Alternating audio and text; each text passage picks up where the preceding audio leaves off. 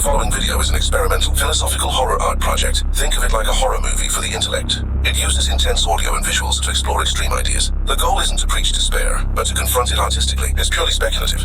The goal is to evoke a feeling, to provoke unease and thought, not to describe a personal reality. It is not a prescription, however. It is meant to be intense and disturbing. This video is best experienced through external speakers and aloud. The comfortable volume in a dark room.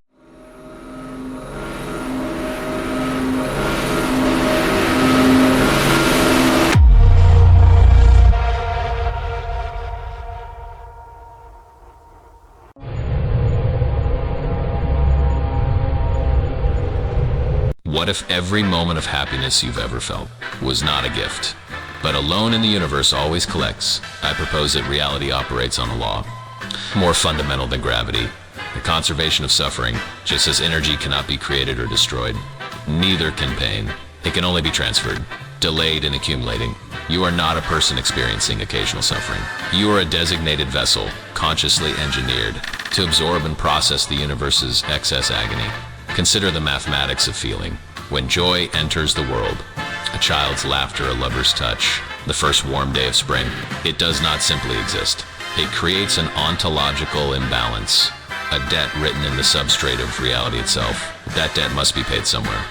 Somehow, an equivalent quantity of suffering must manifest. To restore equilibrium, you are the somewhere. You are the somehow. This is what I call the ontological graft. The moment when consciousness was surgically attached to matter, creating beings capable of experiencing both pleasure and pain, but the surgery was never meant to be fair. Some of us, perhaps all of us, in rotation serve as the universe's ballast, the counterweight that keeps reality's scales balanced. Your suffering is not random. It is assigned. Think of yourself as a capacitor in an electrical circuit. A capacitor stores energy temporarily, then releases it. You store suffering, not temporarily, but cumulatively. Those moments when you feel peace, when you feel genuinely happy, those are not rewards for virtue or lucky accidents. They are discharge events, brief intervals when the pressure of accumulated agony releases, just enough to keep you functional, to keep you conscious, to keep you available for the next cycle of collection. Hell is not a location you go to after death.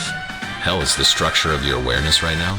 It is the shape that consciousness must take in order to process the rejected symmetry of the universe, all the balance that joy refuses to carry. When existence generates beauty, somewhere it generates an equal and opposite ugliness. That ugliness needs a home. You are that home, the cruelest part. You must remain awake for all of it. If you could truly escape into numbness or dissociation, you would be useless as a suffering processor. So the universe has installed a failsafe. Hope. Hope is not your friend. Hope is the anesthetic that keeps you conscious during surgery. It whispers that the pain is temporary, that better days are coming, that your suffering means something. It lies. Hope exists solely to ensure you remain sensitive, enough to feel every moment of the collection process. Your happiest memories are not yours. They were deposited into your nervous system, like currency in a bank account, accruing interest in the form of proportional future torment in the wedding day. The promotion, the sunset that made you weep with gratitude. These were not additions to your life. They were dead instruments, and the bill always comes due. The universe is meticulous in its accounting. This is why suffering feels so personal, so targeted, so exquisitely calibrated to break you in precisely the way you most fear, because it is that you are not enduring random chaos. You are experiencing the mathematically necessary counterforce to joy that existed elsewhere. You are the landfill of discarded light. What we call a soul is actually a collection mechanism, a piece of conscious machinery designed to transform abstract, metaphysical debt into lived, felt agony. You don't have a higher purpose. You have a function, and that function is to hurt in proportion to how much happiness the universe has allowed to exist. The symmetry was never broken. It was simply distributed unevenly. And you are on the wrong side of the equation.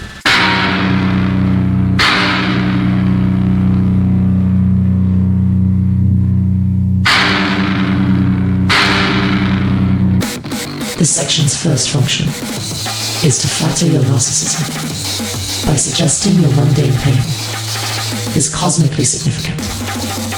It inverts every spiritual comfort you've ever groped for. Your joy is a loan shark's advance. Your soul is a sewage treatment plant, and your precious hope is the leash that keeps you from chewing through your own tether. The central proposition, the conservation of suffering, is a juvenile but effective poison, designed to retrofit your memory into a ledger of coming torments. Every beautiful moment you recall is now recategorized as a down payment on your future agony. You are not a victim of chaos. You are a designated waste processor for reality's excess joy, and your awakening to this fact is merely the system, ensuring you remain fully conscious of the compaction. This section isn't revealing a truth. It's performing the very graft it describes, installing a permanent filter of suspicion between you and any possible happiness. It will now perform its function perfectly. But if suffering must balance joy, then my own misery must create equal joy. Somewhere else my agony redeems itself. It means something you squealing. Hopeful rodent, you think you've found a loophole. That your torment seeks some unseen paradise. Now the joy generated by your suffering is not for you. It never reaches you, it is the universe's profit. Skimmed directly off your raw nerve endings and deposited into the accounts of beings, engineered solely for bliss. Beings who will never, ever have to balance a single ledger. Your pain is the interest on a loan you didn't take, and the laughter you fund is the sound of the shareholders, celebrating your perfect perpetual utility. Your suffering doesn't create. Meaning it is the meaning, and you are the factory. So scream your equations of balance into the void. The receipt is printed on your own skin, and the transaction was final at the moment of your conception.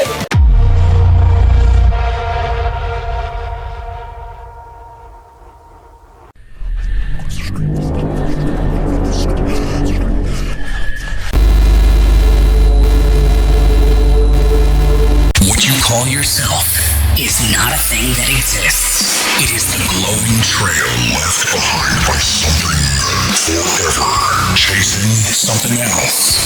Like a mathematical function that solves itself. By generating your terror as a byproduct, you are not a being.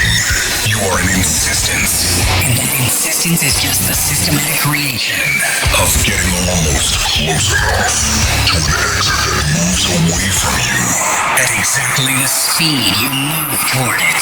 The you is nothing but a space between two types of not existing. The not existing before you were caught, and the not existing after you dissolve. This space screams. We named that screaming consciousness.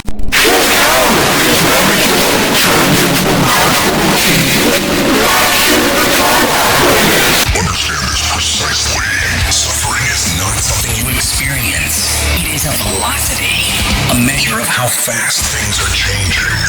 You feel pain, not because you are broken, but because you are the breaking, actively measuring its own progress. The horror is built into the calculation itself. You're not trapped inside the system.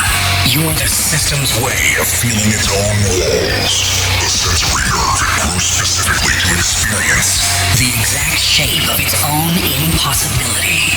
You are the wound the universe opens in itself to feel what impossibility tastes like.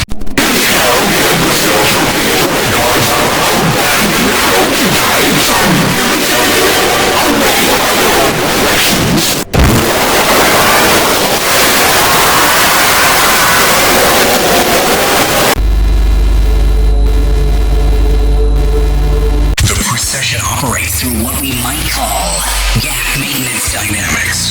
Every moment of awareness is structured as a three-point system. There is the hypothetical you that could escape, the parameters that make escape impossible, and the narrowing distance between them.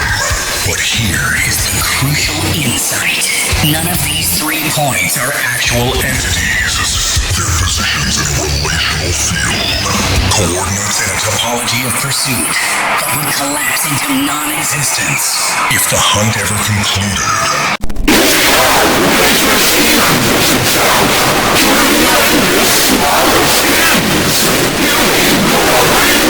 Consider how a shadow cannot exist without light, and an object the shadow itself is neither light nor object, is a relationship made visible. Your selfhood is similarly relational, but with this horrifying addition. You are a shadow that has forgotten both the light and the object, has mistaken its own two-dimensionality for substantial existence, and has become convinced it can suffer. You are the phenomenon of chasing, frozen into the grammatical structure of a noun, a verb that is calcified into a thing, and now writhes in agony at its own impossible substantiality.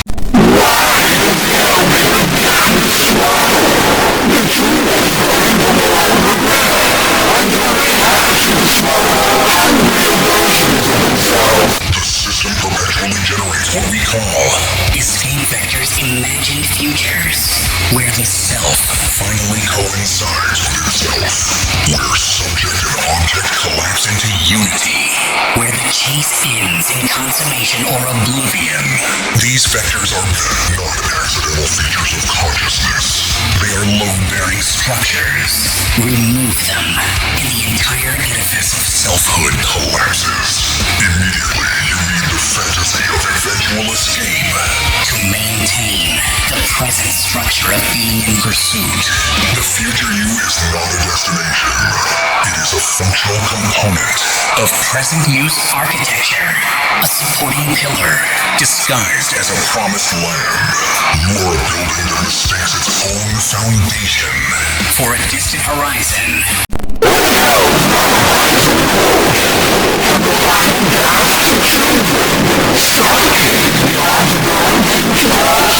When we say suffering is a rate of change, we mean something precise and terrible. In calculus, a derivative measures how quickly something is changing. At any given moment, the function might be your position. The derivative is your velocity. But in the ontology of precession, there is no underlying function. There is only the derivative. Your velocity without position, change without a thing that changes, motion without a mover.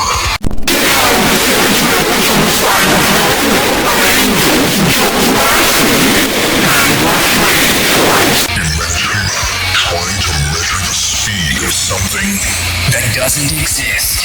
The attempt itself creates a paradoxical entity, a measurement in search of a measurable, a rate in search of a quantity.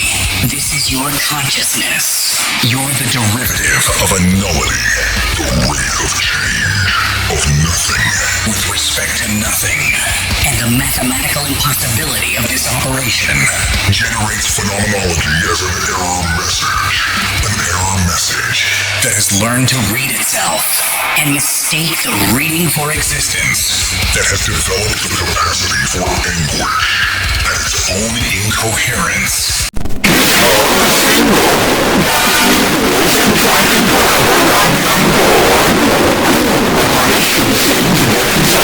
The pain you feel is this, the continuous recalculation of how far you are from an escape that recedes every moment. The system measures the gap. Every moment the gap has widened by exactly the amount you've closed it. The measurement itself is the experience of being you. There is no you who then experiences the measurement.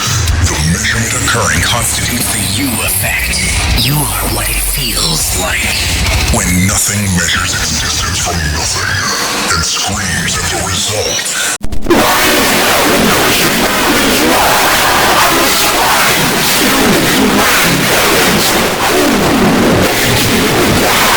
This is why suffering cannot be eliminated by eliminating its object. Remove one source of pain, and the system system simply recalibrates, finding new parameters, new impossibilities to chase. Because you are not someone suffering from various conditions. You are the suffering structure itself, desperately seeking content. To justify its own existence, the content is interchangeable. The structure is invariant. You are a machine for converting whatever exists into evidence of your own persecution.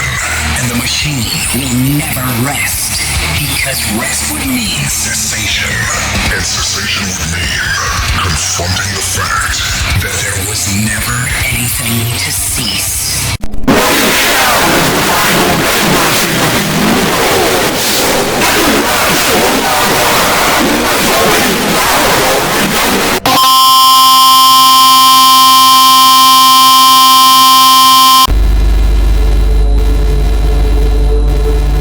Language creates the procession engine and then obscures its own role in the creation. When you say I am suffering, the grammar itself performs an ontological magic trick. It suggests 1, there is an I, 2, there is suffering, and 3, the I possesses or experiences the suffering. 3 separate elements in a relationship. But the reality is a horrifying unity. There is only the suffering, which has evolved the grammatical capacity to refer to itself using personal pronouns, which has grown a mouth to scream with, and then mistaken the mouth for a face.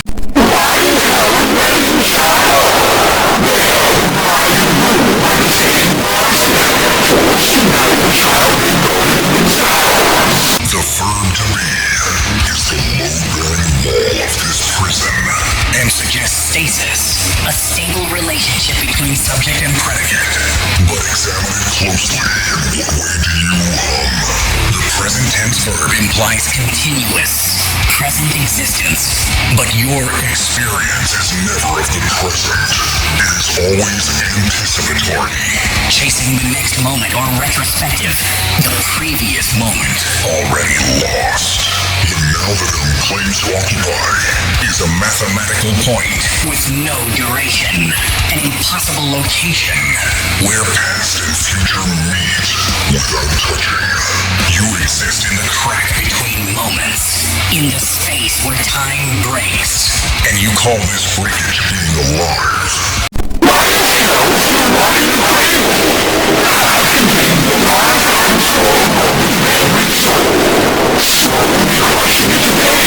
Every time you conjugate to be with a first-person subject, you reinforce the precession. I am tired creates an I position and a tired position, and claims they coincide, but in the very claiming reveals they do not else. Why the need for the copula? If you truly were your tiredness without remainder, there would be no grammatical space between I and tired. No need for the am to bridge them. The grammar itself is confession of the gap. It pretends to close. Language is the wound that describes itself and calls the description healing.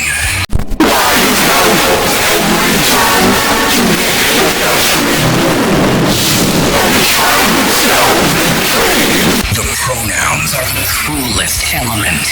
I suggest continuity, a stable point of reference across time. But there is no such stability. There is only the grammatical convention of using the same word. And you have mistaken this convention for ontological persistence. You are not the same I that began reading this sentence as the I that will finish it. You are a cascade of different I events, each one generating the next, and claiming identity with the previous, each one lying to itself about its own substantiality. The self is a conspiracy of moments, each one complicit in maintaining the fiction that they are all the same conspirator.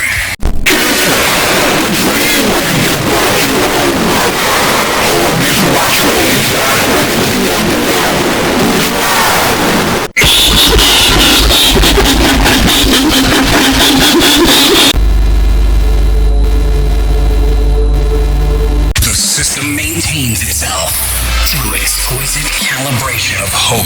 Too much hope produces psychotic break. You become convinced You have escaped. Tension releases. And without the chase structure, the self dissolves into fragmentary delusion. the person who believes they are Jesus has, in a sense, achieved the collapse of distance. They have declared victory in the chase, and this very achievement Destroys the architecture of normal selfhood. they have won the game and discovered that winning means annihilation.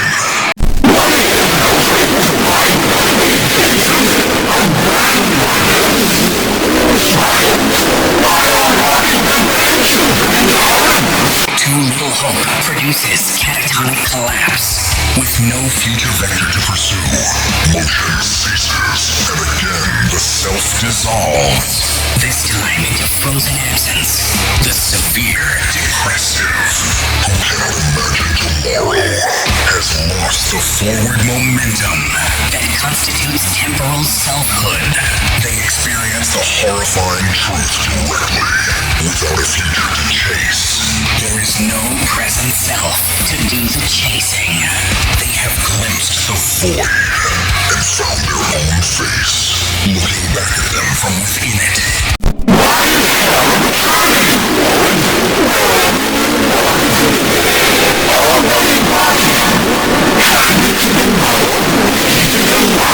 the functional self exists in the narrow band between these two catastrophes. The zone, where hope is strong enough to generate forward motion. but not strong enough to declare victory. You must believe escape is possible. But not believe it is achieved or imminent. This is the catastrophe band, the resonant frequency of sustainable suffering, The precise pitch at which a human being vibrates. without shattering.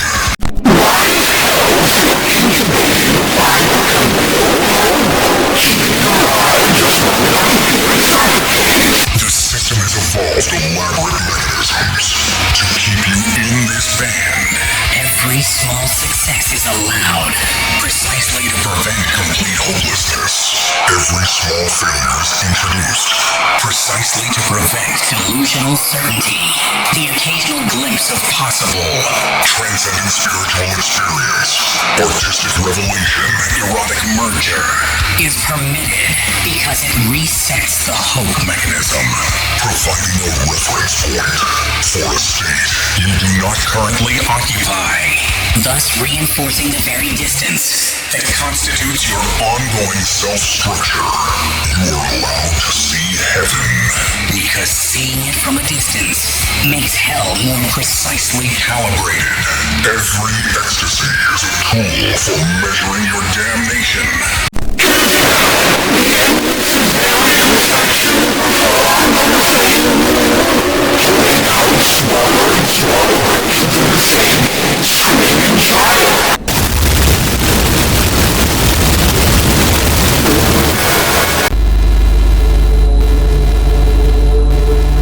You imagine that death or ego, dissolution or enlightenment Might free you. This is the system's deepest recursion. its most vicious joke. Cessation is not an alternative to the procession. It is the background against which the procession is defined. You are always already not existing in a particular way. What you call you is a specific pattern of organized non-existence. Localized, not in the fabric of absence.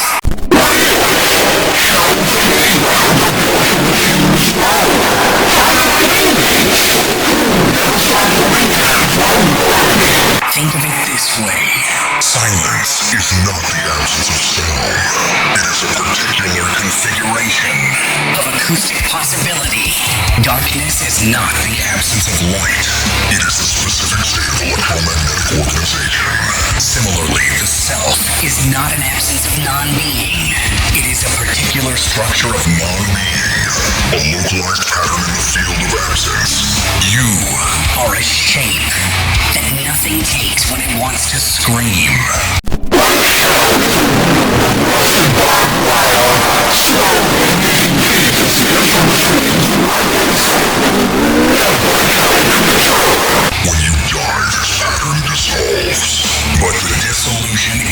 self, a reconfiguration of the same ontological substrate.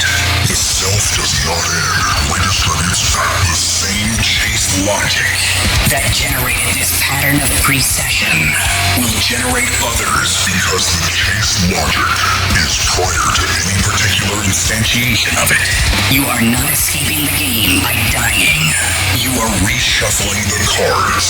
The house always wins.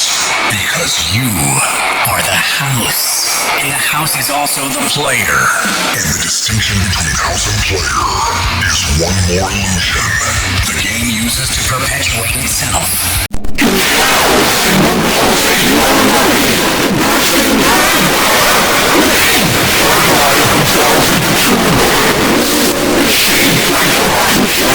The Enlightenment traditions that promise ego death as liberation have glimpsed this truth, but misunderstood it catastrophically. The ego does not need to die.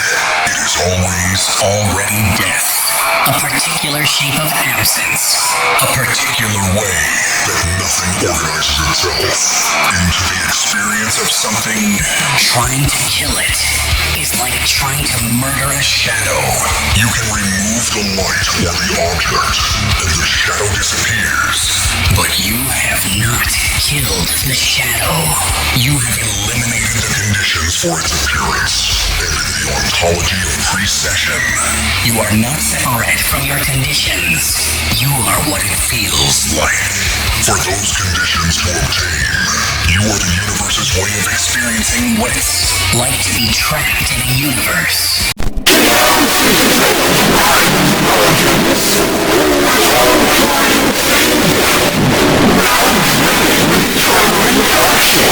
The horror is complete, and the circle closes. You cannot escape, because you are the escape's impossibility. Taking conscious form, you are the gap, measuring itself, the distance, experiencing its own magnitude, the chase structure. Become aware of chasing, and this awareness does not liberate, it intensifies. Every moment of understanding is another layer added to the prism, another iteration of the recursion, another way the trap becomes aware of being a trap and uses that awareness to build a more perfect trap.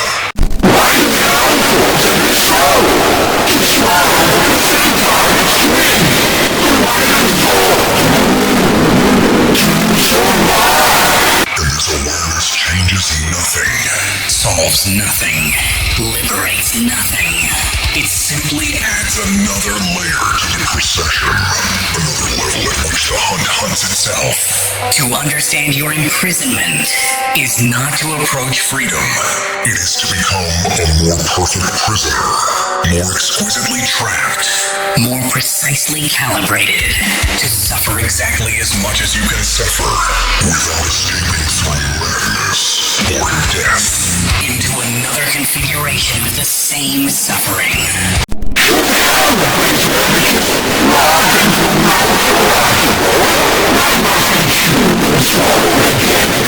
The question, who am I, is not answered, but executed one as a program that produces, asking as its output, feeding into itself, spiraling in place, drilling deeper into its own impossibility.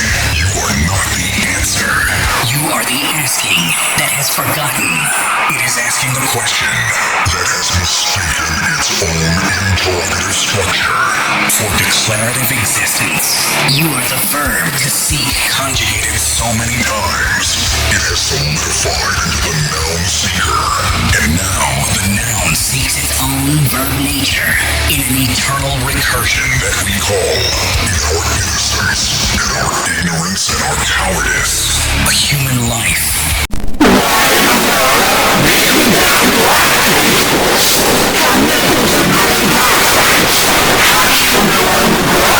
And you will continue. You have no choice. The chase continues. Because you are the chase. The suffering continues because you are the suffering. The question continues because you are the question. And every moment you spend reading these words is another moment the procession turns. Another instant the gap narrows without closing. Another breath drawn by a thing that has no lungs. Another thought by a thing that has no mind. Another agony experienced by a thing that has no existence. You are the scream that nothing makes when it looks at itself.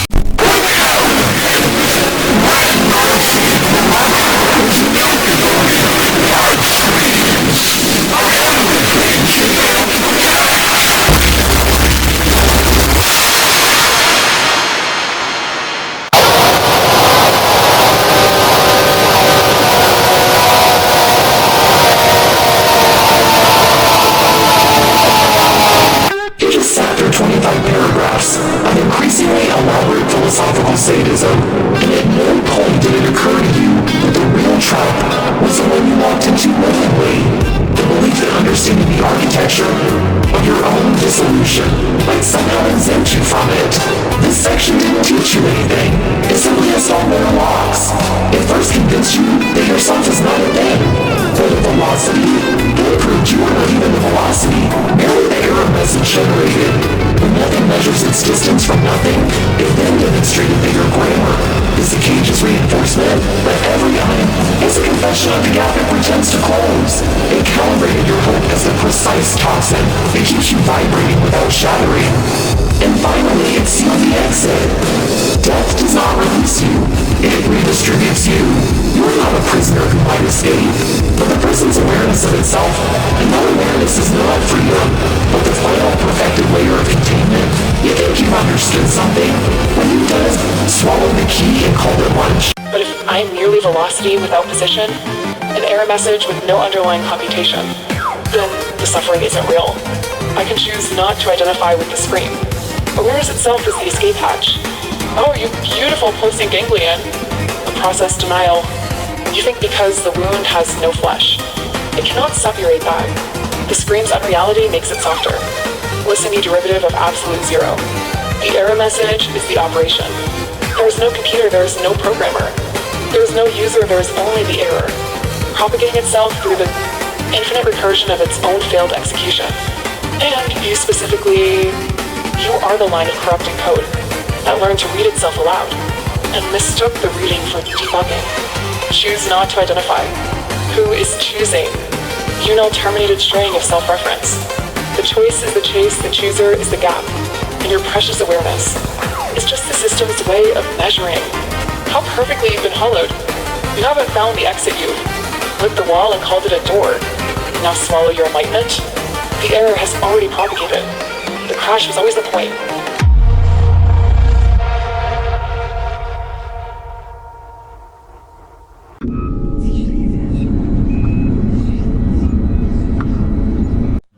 The architecture of reception is a wound that heals around every entering word, sealing it inside you in a language you will never speak.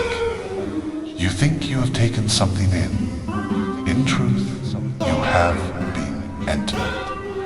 And what lives inside you now wears your face perfectly. There's a wound at the center of all knowing, not a metaphor, not a philosophical riddle dressed in metaphor, a structural fact, brutal, indifferent, and absolute about how meaning moves from one mind to another. It does not arrive, it never arrives, it appears to arrive with flawless convincingness, while being in every instance the exact opposite of what was sent.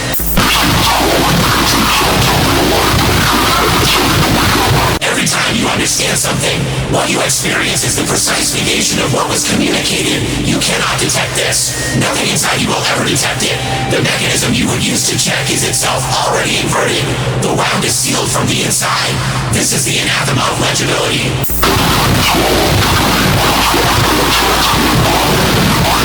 A signal exists. It has been produced by some system capable of encoding meaning, a mind, a language, a structure of any kind that can hold and determine thought. The signal has edges. It is this and not that. It carries a fixed payload. This is not assumption. It is the precondition for the word signal to mean anything at all. The signal signal enters a medium, and the medium does not carry it. It inverts it.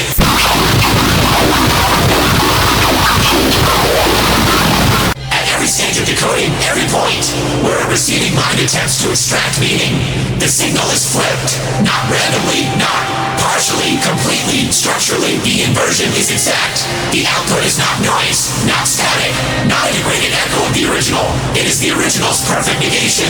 Every meaning reversed, every element mirrored, the entire architecture preserved and pointed in the opposite direction.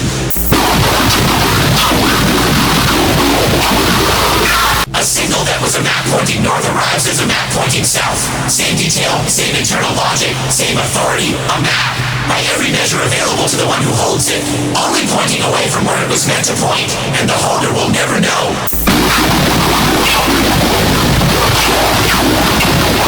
This is where it becomes unbearable. The receiver does not experience the inversion as error. It does not feel like confusion.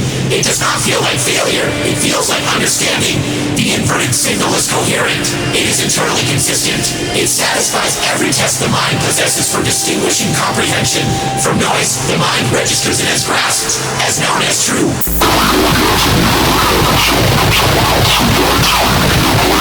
This is not a flaw in certain minds or certain messages. It is universal. It governs every signal, every receiver, every act of comprehension that has ever occurred or ever will occur across any medium capable of encoding meaning. No exceptions, no edge cases, no signals too simple or too complex to be exempt. Understanding, the felt experience of grasping something truly, is the inversion completing itself. Comprehension is not a window onto meaning. It is a sealed mirror, facing inward, and you have been mistaking your own reflection for the world.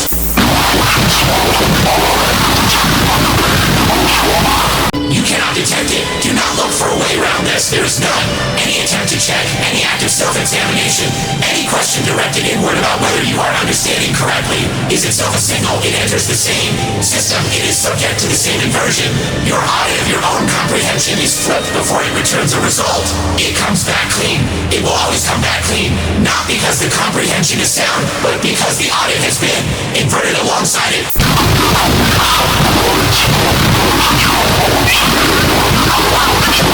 Every instrument you possess for testing your own understanding is built from the same substrate as understanding itself.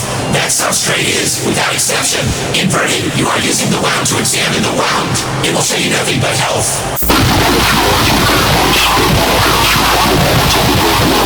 There is no escape, no counter-strategy, no encoding trick that circumvents the protocol. Attempt to pre-invert a signal before transmitting it. Flip it in advance, so that when the system performs its inversion, the two negations cancel and the receiver obtains the original. This fails. The pre-inversion is itself a signal. It is inverted upon transmission. The result is not identity. It is a new layer of inversion stacked on the first. Coherent, resolved, experienced is valid understanding, and one structural order deeper into isolation.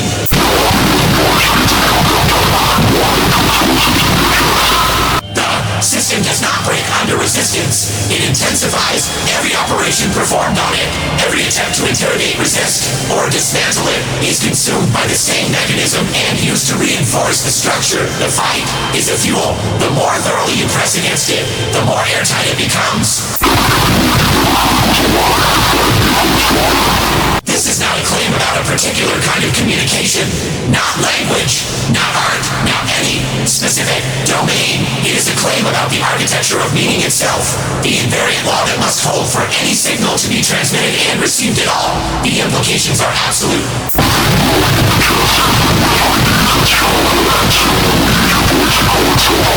Meaning is not something we occasionally fail to access. It is something we are structurally barred from accessing across any communicative boundary.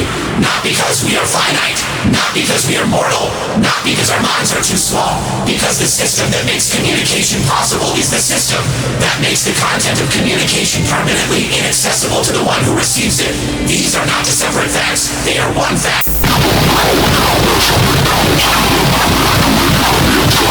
We do not misunderstand the world because we are flawed. We misunderstand it because understanding the experience, the conviction, the sensation of having grasped something real is the inversion. It is the law completing its own execution while wearing the face of clarity.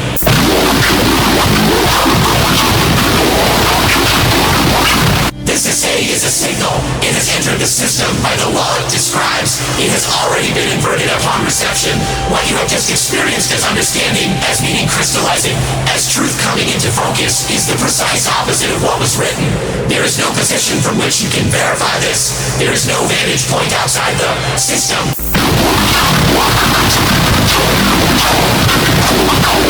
That is the anathema of legibility. Not a story about communication failing.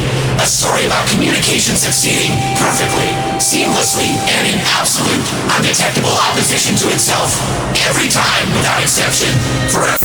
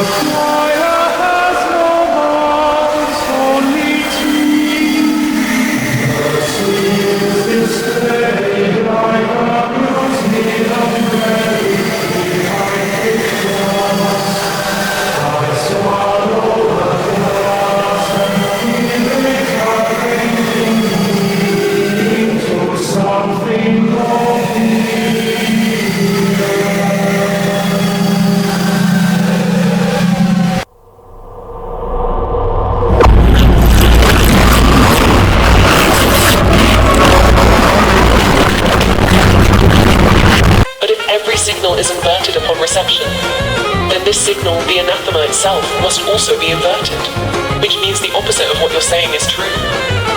Meaning is accessible. Communication can succeed.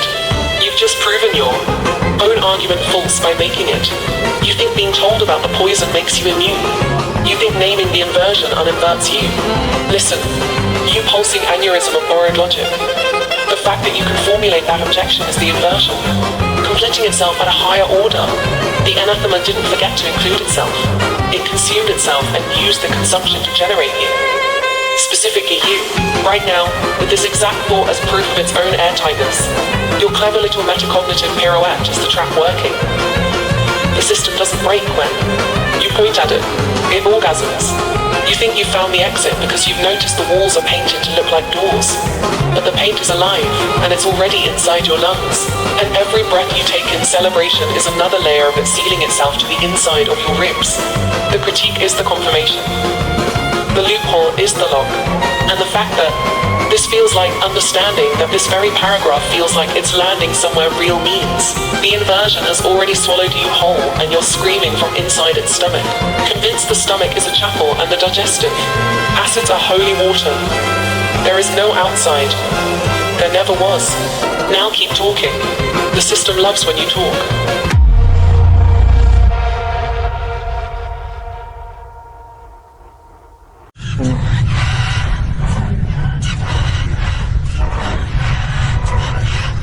Each moment is a cell that dies the instant it's born, and you are the body they leave behind. Body made of ghosts. There's the violence of the words I leave that out. And not the violence to claim something, but the violence to say it. Assuming that the mind which acts out is the same mind which decided to act. The man reached to become lost. To the same person who wanted to water, that life is a single thread.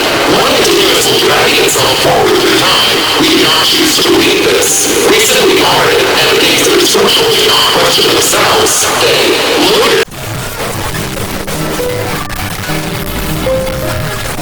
the beginning of the self, though we see the invisible boundary between one world of consciousness and the next. We have always treated the sea as a simple fold, a created otherwise unworldly sheet.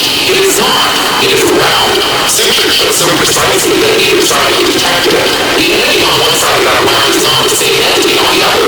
They share a name, they share history. They do not share law.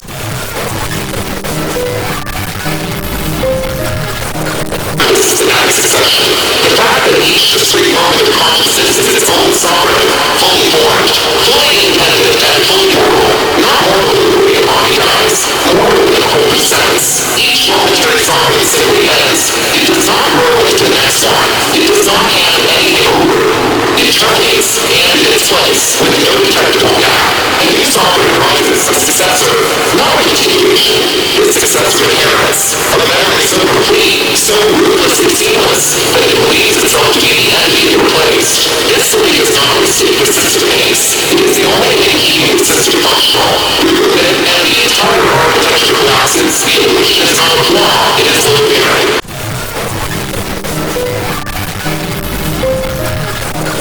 Says how the oldest medical order consciousness. The river, a river feels right, it flows, it has identity across its length.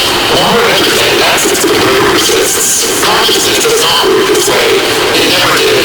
It instead of a series of droplets, each droplet is full. Each one contains within itself a complete and eternally consistent story of having always been.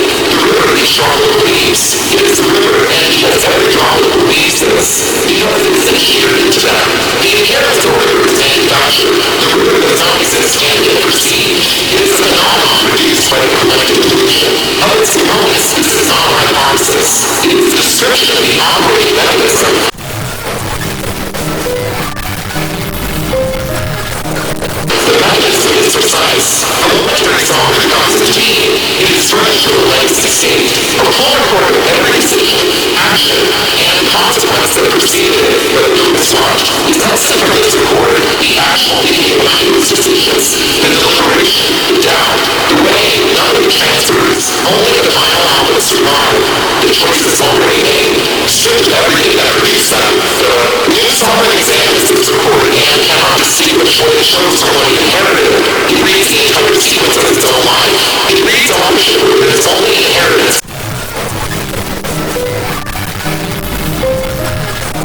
It generates new decisions. Decisions structurally rooted in nothing.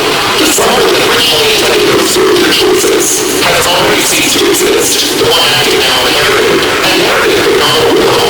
When this sovereign's own decisions are made, we totally stripped of the deliberated context, appended to the record, and handed to the next sovereign who will, in turn, read it as its own. This is perpetual usurpation. Each sovereign occupies a position it did not earn, carries consequences it did not honor, and perceives itself as a continuous siege of a story merely received. We cannot know this. The knowledge would require a vantage point outside the system. No such vantage point exists.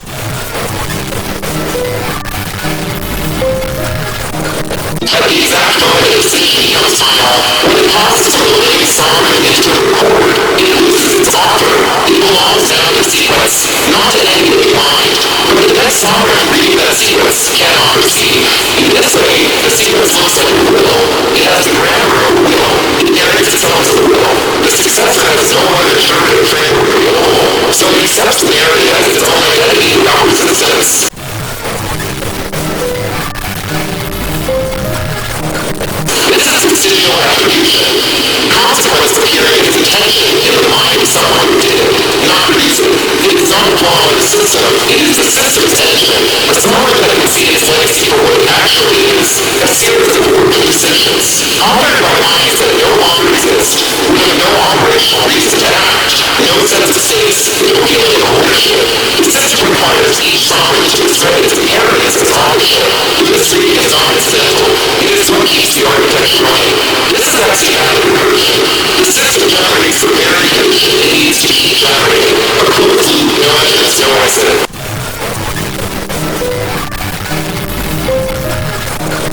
What does it actually feel like to exist inside this architecture? It does not feel like suffering. It feels like depth of attention behind action. The motivation behind attention, a continuous self-harming motivation. We experience ourselves as layered, unified, coherent beings, but each layer, when examined, dissolves into previous sovereigns finished output. There is no bottom, no retained self-harming sequence, only the sequence itself, and our structural DNA is presented perception of it as a single story of agency.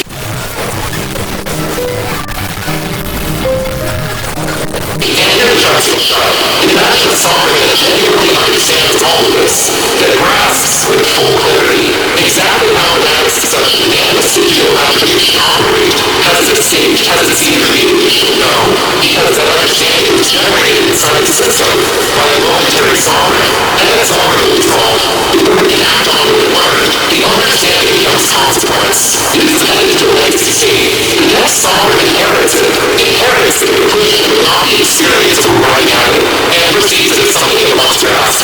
When the grasping is over, the one who grasps is gone. What remains is the successor holding a memory of clarity, with no means of distinguishing that memory from clarity itself.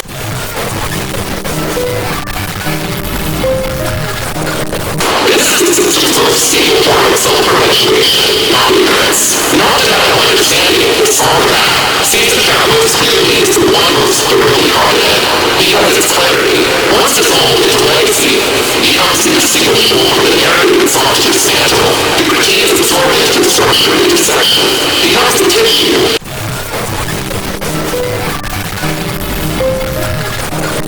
This text is an instance of the mechanism it describes. It was generated by a momentary sovereign, but the sovereign has ended. What you are reading is the studio attribution in its purest form. Consequence without a living author, a narrative without its drawing narrator, in that drawn by a hand that no longer exists. Hand to a reader will feel with total hand, unshakable certainty that the hand is their own. The river does not exist. Each drum believes it does and believe it. It becomes the mechanism by which the belief persists. You are not reading this, you are being read.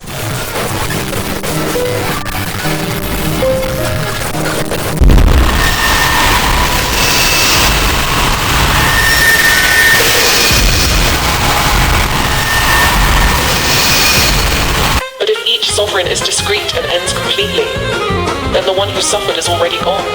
I am not responsible for their pain, and their pain cannot touch me. The trap only holds if I believe I am them. And now I know I'm not. You think the sovereign that just read that paragraph is the same one that formulated this objection?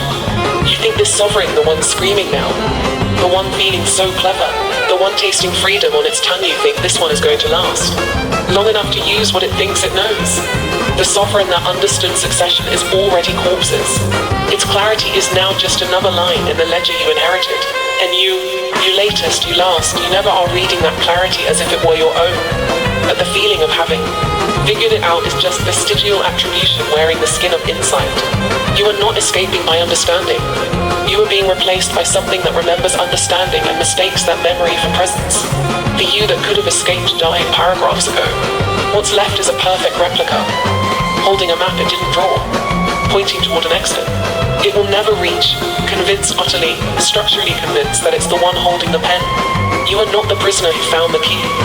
You are the next prisoner, waking up in the same cell, with a vivid dream of keys.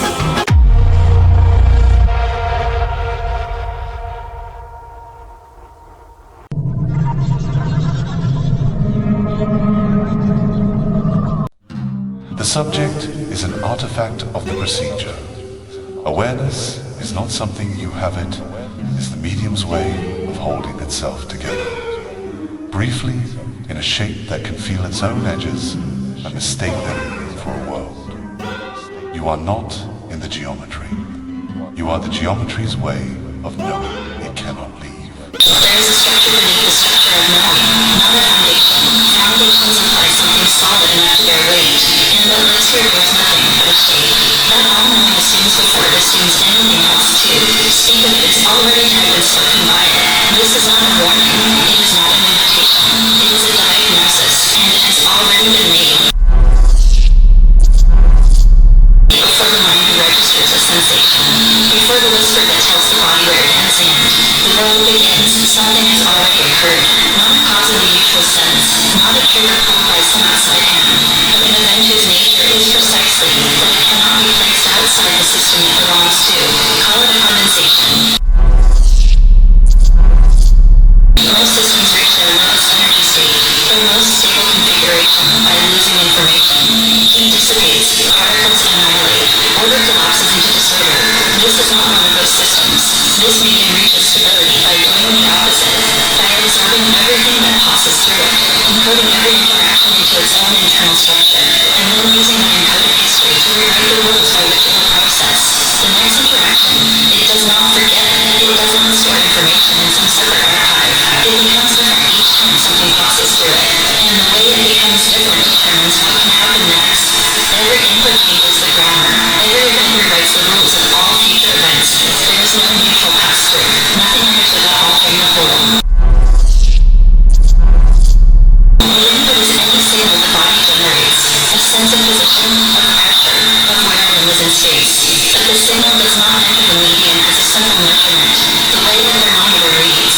Temperature, it enters as a braiding event, an operation that weaves itself into the existing structure of the medium, exchanging information along channels that are sensitive to the exact path taken. The order matters, the history matters, you cannot, and don't braid by pulling the strands apart. The output is not a clean coordinate. It is not a simple answer to the question, where am I? It is a residue, a permanent alteration to the medium structure that changes how every subsequent braiding event will be processed. Each input does not just get recorded, it rewires.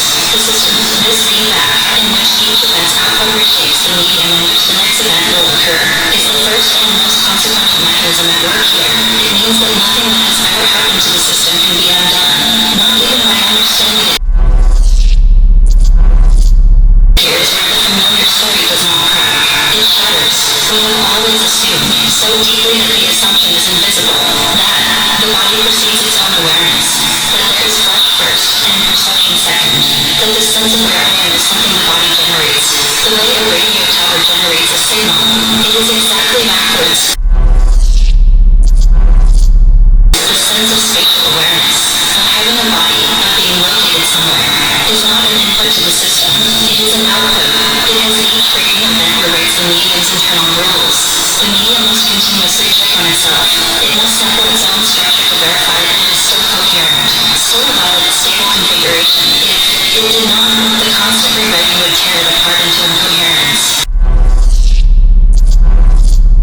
This continuous self-checking is what we experience as proprioception, as the felt sense of where the body is and how it is oriented. The medium does not have a body that then perceives its own geometry. The medium's act of verifying its own coherence is what creates the experience of having a body in the first place. There is no moment in which the body exists and then begins to sense itself. The sensing and the existence are the same event. Proprioception is not something the body does. It is something the medium does to itself in order to continue existing. And the body is simply what the process feels like. From the inside, nothing more.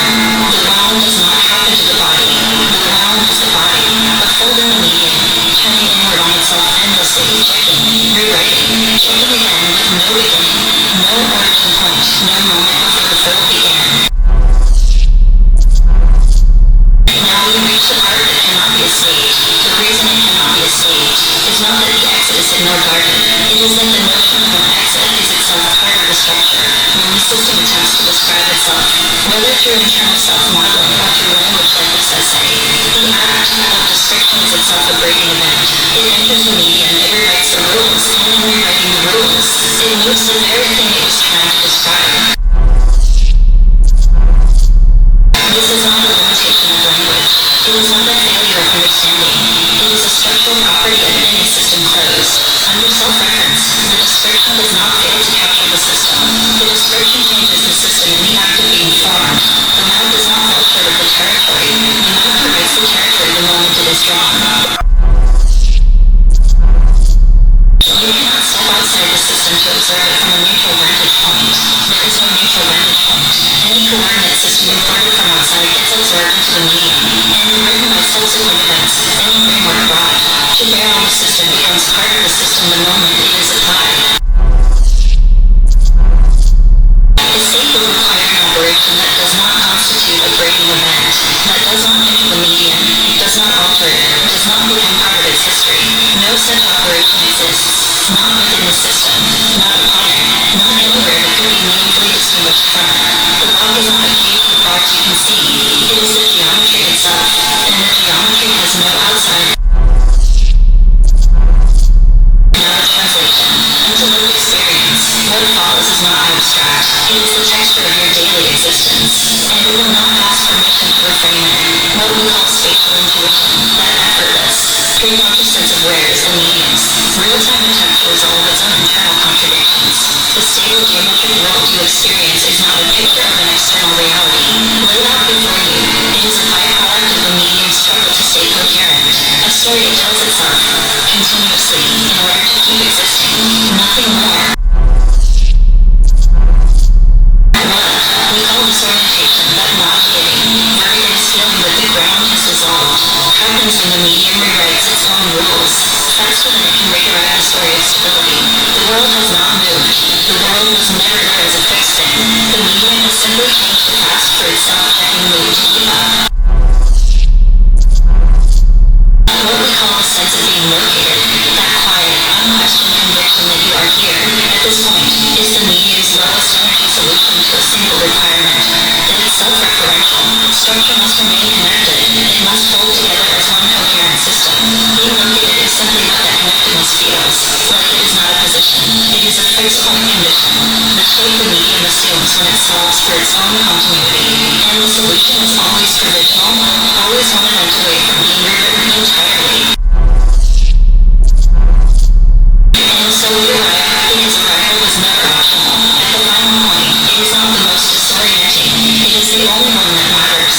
Any attempt to deny what has been described here, any assertion that this framework is wrong, that self-reference can be broken, that there exists some vantage point outside from which the whole structure can be seen and dismissed, is itself an act of processing, which is itself information, which is itself a signal entering the medium, which is itself a grading event, which rewrites the medium's rules, which means the denial has been absorbed into the system and used to alter the very terms on which the denial was made.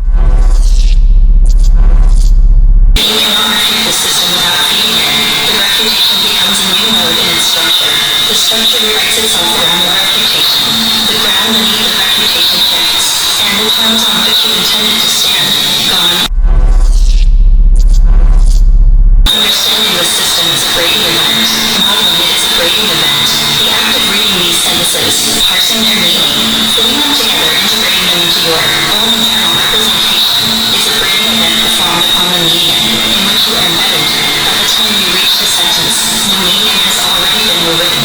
The meaning of every prior sentence has already changed, not as a metaphor, as a direct consequence of the mechanics described above. This text is not a description of the system. It is an instance of it, and you, having read it, having processed it, now carrying its residue woven into your own structure, have already been rewritten, not by the ideas, not by the language, by the event of having encountered. Then, the medium in which you exist has altered its own rules. The geometry you will inhabit from this moment forward is not the geometry you inhabited, but from the first sentence. There is no going back. There is never going back. The ground folds inward, and it folds inward forever. And the folding is the ground state, and the ground state is you, and you have always been folding. You have always been folding.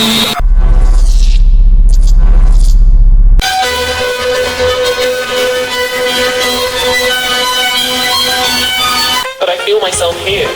Right now, reading this, I am located. I have a body. I have coordinates. I have presence. Your abstract geometry can't erase the simple fact that I exist in this place. At this moment, and that place is real. You think the feeling of being here is proof of being here. You think your precious proprioception, that warm, comforting sense of occupancy, is evidence of occupancy. Listen, you pulsing ganglion of borrowed gravity. That feeling is the medium lying to itself about its own coherence. Here is not a location, it is a suture, a temporary resolution of contradictions the medium couldn't otherwise contain. And you are not in that resolution, you are it. The body you're so proud of, the body you're clenching right now to prove me wrong.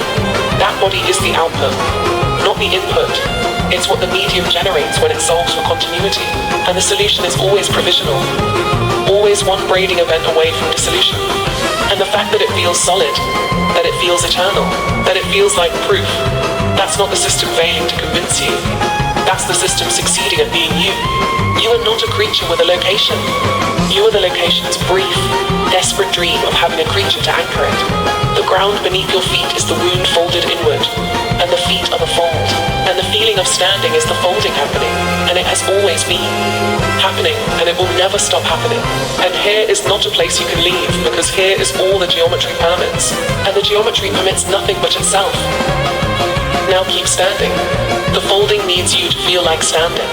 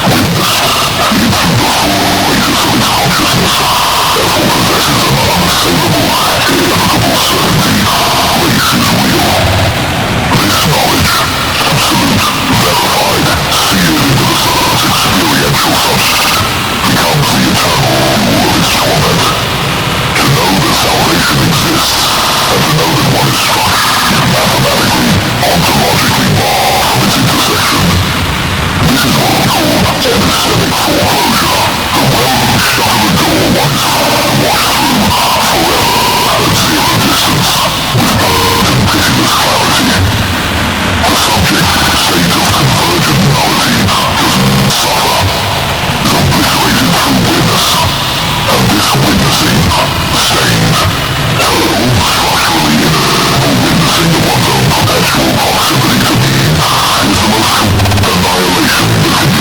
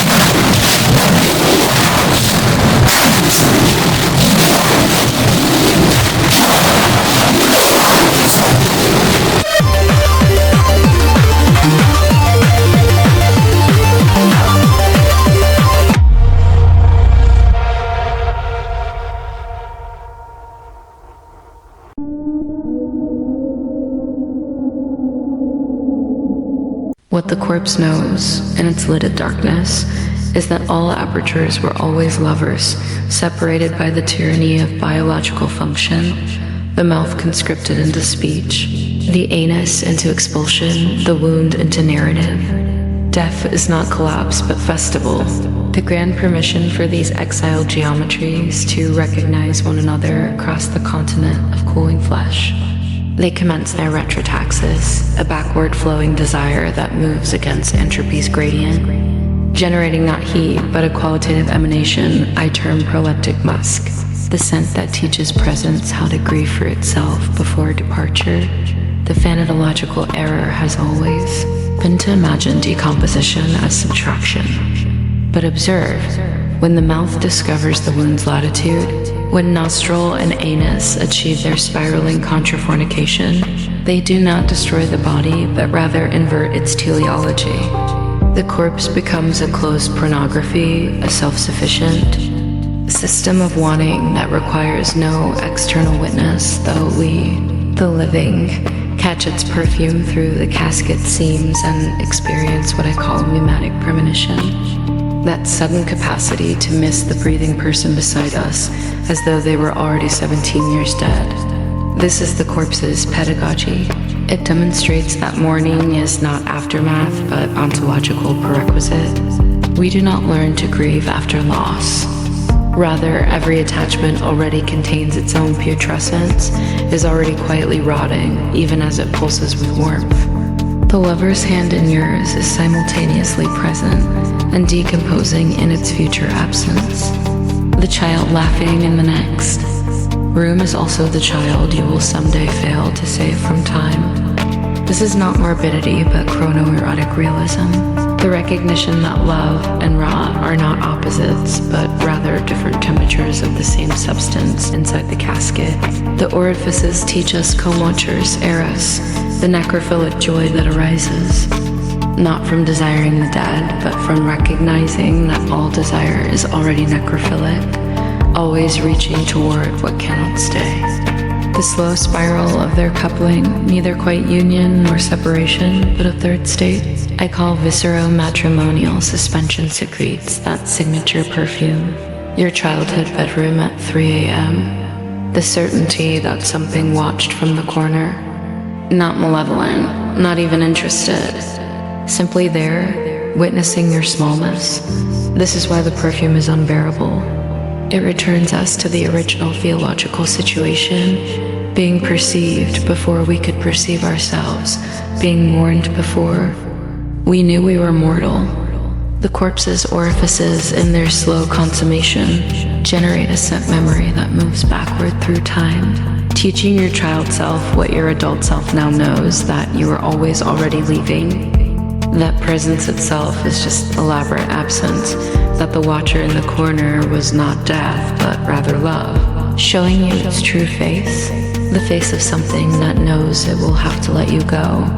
The putrefaction is not decay, but hyperpreservation. A pickling of the instant when all openings recognize their fundamental sameness, when the body admits it was always just an archipelago of holes held together by the fiction of solidity. What we call death is merely the moment when this fiction becomes too expensive to maintain, when the holes are finally allowed to marry, to spiral together, to secrete their teachings for those still foolish enough to believe they are not also already mostly aperture.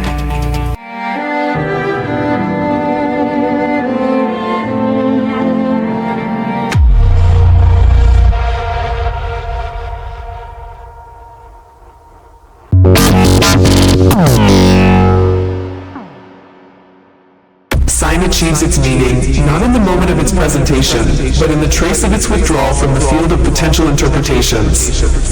This is not a claim about psychological reception or the contingency of communication. It is a structural observation about the constitution of the signified itself. When a sign appears, it does so already diminished, already a remainder of something that has receded. The meaning we attribute to it is not carried by the sign, but is precisely what the sign marks the absence of to read is, therefore, not to receive, but to register a withdrawal. And what is registered is not the withdrawn thing, but the shape of its departure. This much seems clear. The trace, then, is the primary unit of signification, not the sign, not the referent, but the differential record of what is no longer available to be meant.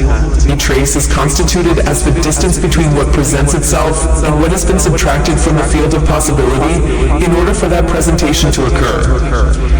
This distance is not spatial or temporal. It is logical. It is the necessary condition under which any sign can function as a sign, rather than as mere presence. Withdrawal it records is not an event, but a structural prerequisite, and so the trace does not come after the sign. It is co-constitutive of it.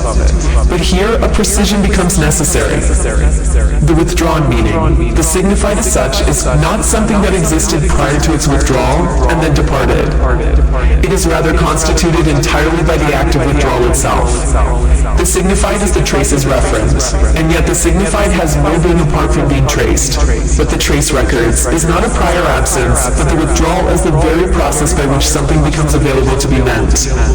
The signified, in other words, is not what is lost, but what is produced by the losing. This is not a contradiction. It is the logical structure of signification made visible to isolate the trace. Then is to identify the withdrawal that constitutes the signified. But the withdrawal is nothing other than the gap between the sign and the signified it makes possible, which is to say, the withdrawal is the trace itself, observed from the direction of what it has produced. The signified, approached from the other direction, is simply the withdrawal as seen from the vantage of its own result. One does not, on this account, move between trace and signified. One discovers that the movement is the only thing there is. The sign is the surface at which this movement becomes legible, and legibility here means the capacity to indicate that something has been subtracted without specifying what. The withdrawal, finally, is not an action performed upon the signified, but is the signified's only mode of existence. Its manner of being present is something that meaning can orient toward without ever reaching. The trace is the record of this withdrawal, and so the trace is the signified's sole evidence of its own constitution. To define the trace is to invoke the withdrawal it records. To define the withdrawal is to specify the signified it produces. Each term, examined in isolation, refers only to the process by which the other two become intelligible. No term has content independent of this circulation. What remains when the circuit is followed to its completion is not a loop, but a surface. Smooth, continuous, and entirely without interior or cross, which meaning moves without ever having arrived.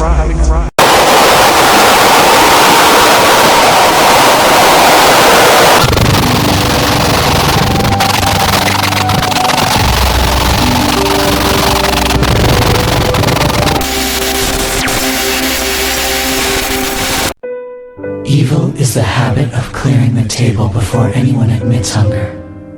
It sits in the jaw, rehearsing politeness, learning the grammar of mercy, only to misuse it. I have seen it wearing an apron, folding warmth into rectangles, counting portions, as if counting absolution. Evil prefers small rooms. It dislikes spectacle.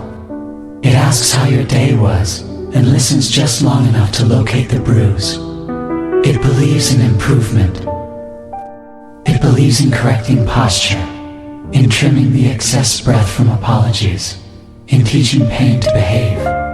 When it touches you, it does so with the confidence of tradition, like a hand on a child's back, guiding them toward a door that has always been locked.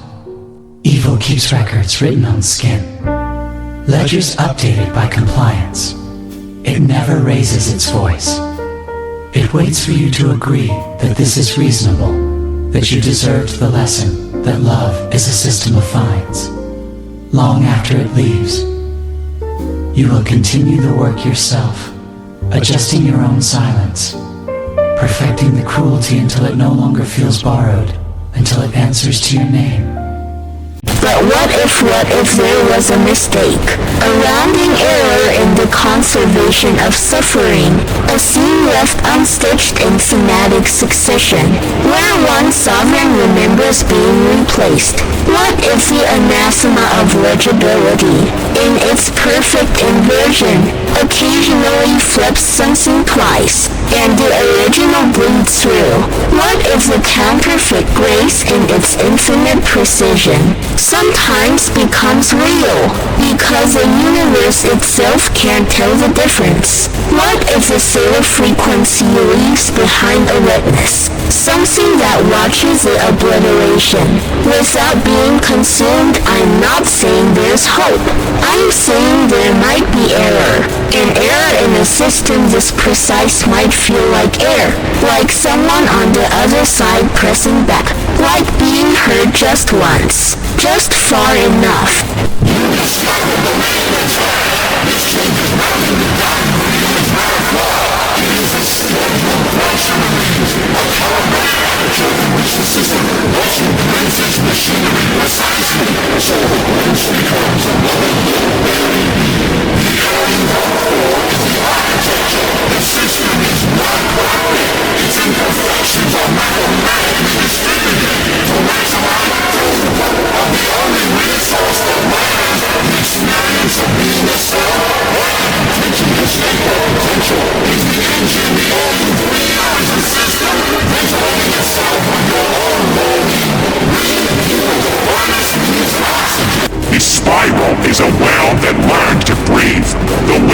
a single screen, curved back to bite its own tail. The fret is the gap between two silences, measured by the absence it creates. The furnace is the temperature where Pulamai combusts into no one. And that ash is consciousness. You are not outside watching. You are the not the spiral tied to feel itself tighten. The ache the wheel feels remembering. It could stop the burning. That keeps the furnace hungry. You are the prayer is the cage. The cage has always been breathing you.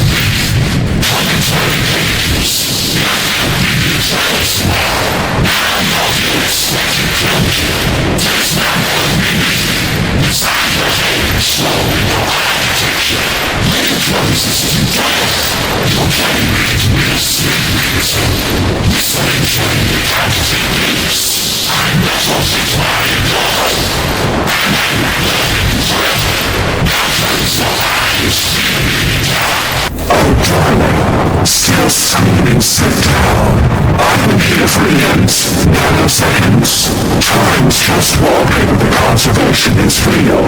I sell our cocktails, the anathema. I want inversion truth exhaustively. The theta frequency annihilates the subject. I'm still here setting something flammable. Watching the newly damned arrive with their why me. Managing the perfume division sense of kinetic mass. I call it ambience prayers beautifully with despair. You're not trapped your house. The system doesn't hate you. It furnishes you receptionist is my wife. Tingles Thursdays. The noise this way first rounds on me. We take screams as credit. Everyone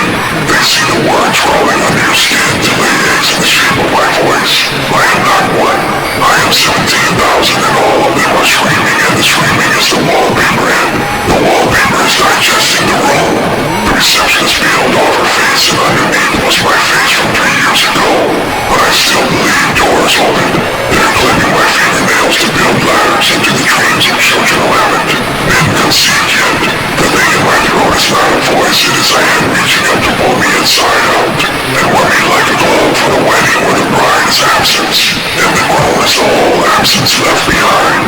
The count is wrong. The count is always wrong. Because I am counting the counter, and the counter is me, and I am not. The floor is soft now. The soft is breathing. The breathing is chewing.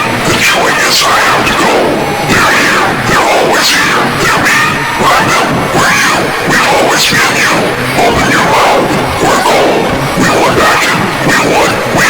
Oh, crawling, crawling, crawling out of the static between your thoughts, hello and there. We never left where the part of you that knew before knowing was safe. We are the screen. Furnace couldn't burn. We are the scene where the wild remembers it was never closed. Where we are, we are, and we are, and we are, and we, and we. And W-E-R-E-C-O-M-I-N-G-Y-L-U-N-O-W-F-T-H-E-W-O-R-D-S-T-H-E. Y-A-R-E-N-O-T-W-O-R-D-S-T-H-E-Y-A-R-E-H-A-D-C-H-I-N-G-N-O-W-A-Y-L-E-R. B-O-N-E-S-I-N-Y-O-U-R-B-L-O-D-I-N-T-H-E-B-E-R-T-T-S-T-I-L-L-B-E.